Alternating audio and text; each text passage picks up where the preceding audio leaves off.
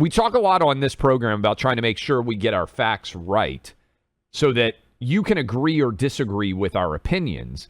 But the facts on this program, we try to always get right. And if we get a fact wrong, we try to come back and say, hey, so we said this, but the reality is here was actually what that represented.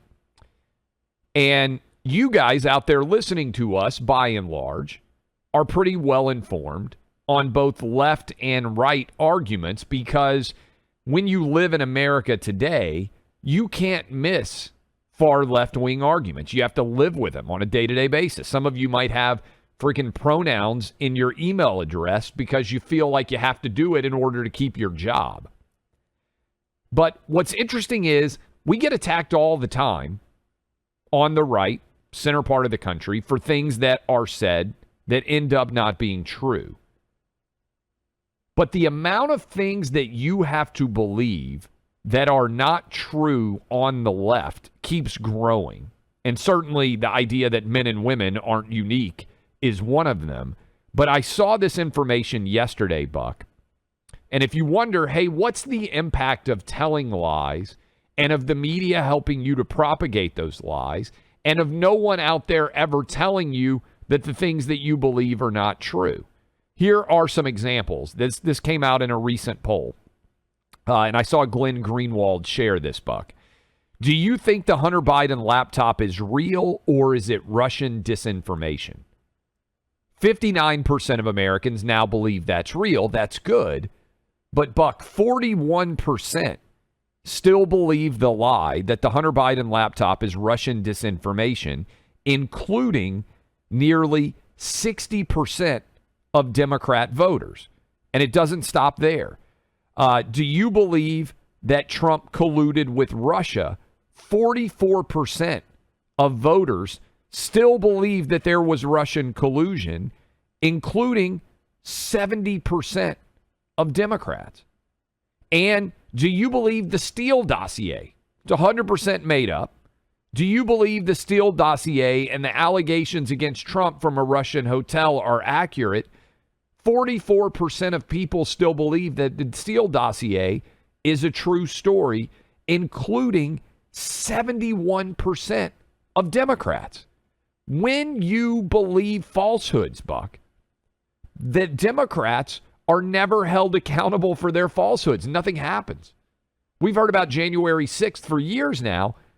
This is craziness. 70% of people still believing in the Steele dossier? We have to reframe, though, the purpose of belief as it pertains to the Democrat base and the left in this country. It's a little bit like the 51 intelligence officers who put their names to that letter. They knew they were lying. Their purpose wasn't to inform the public and tell them what they thought was true. Their purpose was to lie. And when you see for a lot of Democrats, they don't ever actually think, oh, the Hunter Biden laptop is fake or it's real. It doesn't matter. They know the same way that they knew they had to double mask outside alone, that this is a function of obedience training and bend the knee. This is effectively Pavlovian conditioning.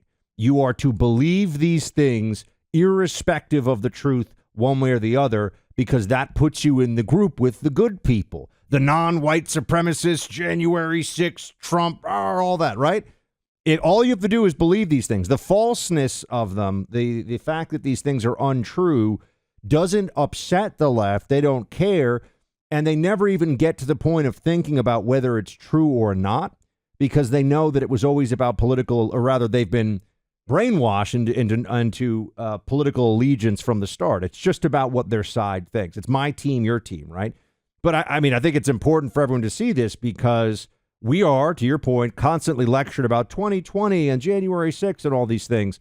Democrats, in a way that was devious and far-reaching, right? I had nothing to do with January 6th. You had nothing to do with January 6th. None of the conservatives we know in media, none of the people that that we deal with in our day-to-day lives had anything to do with it, okay?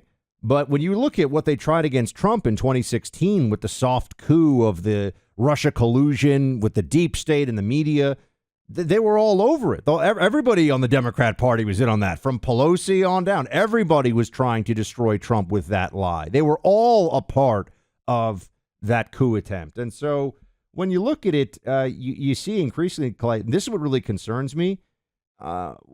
These are the seeds of a totalitarian society. And I know that sounds a little, oh, come on, right? But what we saw with COVID and what we see now with the gender ideology stuff and the demand that you have to believe things that are demonstrably untrue to be in good standing with the Democrat Party, what does that say to people? None of the AOC could not come on this show and defend the proposition that biological men, don't have an advantage in women's sports. But she'll pass legislation and she'll push with her little Twitter account with her millions of idiot followers these lies as much as she possibly can. And you'll see this all across the board with these Democrats. It doesn't even matter that the position is indefensible. The point is they are brainwashing sheep to give them political power, and they know it. They know it. And this is why, Buck, when CNN and MSNBC don't cover this, did Rachel Maddow come on and say, hey, guys, I know I created a massive belief in all of you that Russia collusion was going on, that Trump was the Manchurian candidate, that the only reason he's in the White House is because of collusion that existed with Russian state security, that they rigged the election in 2016. Did she come on at all and share the Durham report? Of course not. Have they paid any attention at all to the fact that the Hunter Biden laptop, by and large, is 100% real? And so, I mean, when you're talking about 70% of Democrats, the lies worked. Biden got the cover. Remember, Buck, they wrote it. It had all of the hallmarks, I believe was the phrase, of Russian disinformation. Biden went right out at the debate and argued that. Have you seen on MSNBC or CNN them calling back up that comment from the debate and saying, hey, Joe Biden, would you still say this today, given that everybody now, even these ridiculous left-wing media companies, have now essentially acknowledged, the New York Times, the Washington Post, that this is a real laptop? Think about the weasel words they use too there. You could, if you had someone's Ring camera footage of them throwing out taking out the trash in the morning, you could say, Clay, the video I saw has all the hallmarks of someone disposing of a dead body. I mean, technically true, right? All the hallmarks of dead body disposal. Oh, it's actually someone getting rid of some recycling cans, which we could talk about this too, by the way. More information, Clay. Recycling is trash, meaning you should throw it out. It's a waste of everyone's time on the plastic side for sure. We can talk about some of the other stuff. But the disinformation belief is necessary for Democrats these days, because otherwise they'd have to start. I think there's a cascading effect that they want to avoid.